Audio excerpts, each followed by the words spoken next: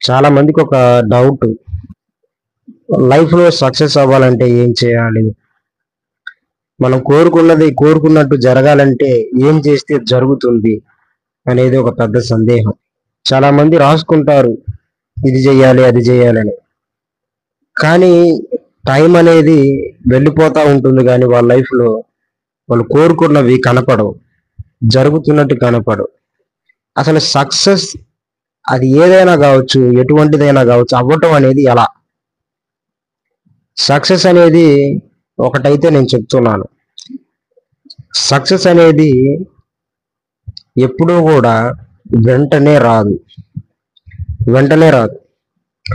ఒక పరుగు పందెం ఉందనుకోండి, చాలా దూరం పరిగెత్తాలి. వాడు ఒక కిలోమీటర్, 10 కిలోమీటర్లు పరిగెత్తాలనుకోండి. ఒకడు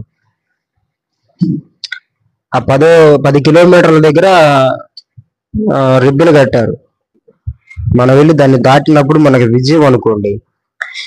కానీ ఓడిపోవాలంటే మనం 2 అడుగులు వేసి కూడా ఓడిపోవచ్చు, 10 అడుగులు వేసి ఓడిపోవచ్చు, 1 కిలోమీటర్లు ఓడిపోవచ్చు, అర కిలోమీటర్లు ఓడిపోవచ్చు. కానీ ఓటమి అనేది సులభం.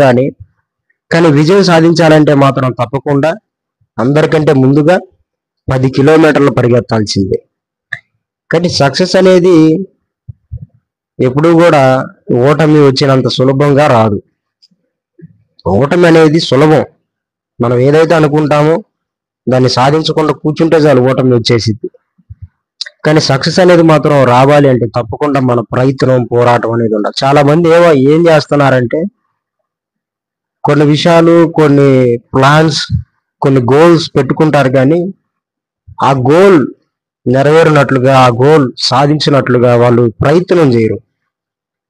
ఆ ప్రయత్నం చేయకపోతే పోరాటం జరపకు. ఇప్పుడు ఒక గోల్ పెట్టుకున్నాను, చెప్తున్నా మీరు. ఒక గోల్ అనేది నువ్వు పెట్టుకున్నప్పుడు ఆ గోల్ అనేది నువ్వు చేరాలంటే కొన్ని కావాలి. వాటిలో మొట్టమొదటిది నువ్వు గోల్ పెట్టుకో. ఒక గోల్ పెట్టుకోవాలి తప్పకుండా. ఒక గోల్, గురి, గమ్యం లేకుండా ఎవరు ఉండకూడదు. లైఫ్ అన్న తర్వాత ఒక గోల్, కొన్ని గోల్స్ అనేది మనకి తప్పకుండా ఉండాలి. లేకపోతే లైఫే వేస్ట్.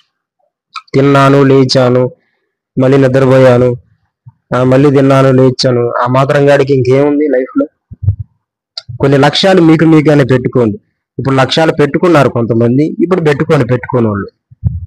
మరి లక్ష్యాలు పెట్టుకున్నారు, ఆ లక్ష్యం చేరడానికి ఎంత సమయం పడుతుంది, ఎన్ని మెట్లు, ఎన్ని దశలుగా ఆ లక్ష్యాన్ని చేరవచ్చు అని ఒక క్లియర్ ప్లాన్ అనేది మీరు నోట్ చేసుకోండి.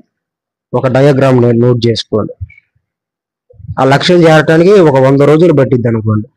100 రోజుల్లో నేను ఎంత పని చేయాలి, రోజుకొచ్చి ఎంత పని చేస్తే 100 రోజులకి నేను ఆ లక్ష్యాన్ని చేరతాను. రోజుకొచ్చి ఎంత పని చేస్తే 100వ రోజుకి నేను ఆ లక్ష్యాన్ని చేరతాను అని ఒక ప్లాన్, ఒక పక్కా ప్లాన్తో మీరు ఉంటే తప్పకుండా ఆ లక్ష్యాన్ని చేరతారు. అంటే కొంతమందికి తప్పదన్నమాట. అనుకున్నది అనుకున్నట్టుగానే అయిపోవాలి. ఎట్లా అయిపోద్ది? అనుకున్నదని ఎట్లా అయిపోద్ది అండి? ఒకడు చిన్నోడు, వాడికి ఒక 12 ఏళ్ళ వయసు అనుకోండి. వాళ్ళు రేపు పొద్దున కలిగే నాకు 20 ఏళ్ళ వయసు రావాలంటే వచ్చిద్దా? రాదు. ఆ సమయం వచ్చిందాక రాదు. వాడికి ఇంకా 8 ఏళ్ళు అయితే, 8 ఏళ్ళు వాడికి యాడ్ అయితే వాడికి 20 ఏళ్ళు వస్తాయి. 12 + 8 = 20 సంవత్సరాలు. కానీ వాడు రేపు పొద్దున కలిగే నేను 20 ఏళ్ళు వయసు కలిగిన కుర్రోళ్ళు అయిపోవాలంటే అయిపోవటం కుదిరిద్దా? అట్లానే ప్రతిదానికి సమయం ఉంటుంది. నువ్వు సాధించడానికి, నీ గోల్ రీచ్ కావడానికి ఒక టైం ఉంది. ఇప్పటి నుంచి నువ్వు ఇంత కష్టపడితే ఆ టైంలోకి రీచ్ అవుతావు. ఇంకా నిర్లక్ష్యం చేస్తే ఇంకా దూరం అయిపోతుంది ఆ టైం నీకు. కానీ తప్పకుండా అయితే మాత్రం నువ్వు రోజుకి కొంత ప్రయత్నం, పోరాటం, ఆ గురి, ఆ లక్ష్యాన్ని చేరున్నట్లుగా నువ్వు నీ వంతుకు నువ్వు కష్టపడాలి.